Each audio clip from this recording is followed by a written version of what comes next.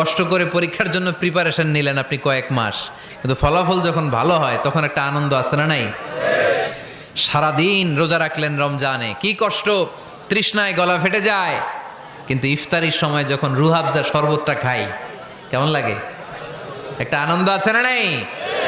এজন্য আল্লাহ বললেন فإن مع العسر يسرا إن مع العسر يسرا। ও নবী, কষ্টের দিন মক্কায় অল্প কিছু দিন, মদিনাতে আনন্দের দিন অপেক্ষা করছে। আমাদের জীবনে যদি দুঃখ কষ্ট আসে আমরা ধৈর্য ধরবো, তাওয়াক্কুল করবো একজনের উপর, তিনি কে? কারণ আমরা বিশ্বাস করি কষ্টের দিন এটা চিরকালের জন্য নয়, সামনে আনন্দের দিন আমাদের জন্য সেট করে রেখেছে কে?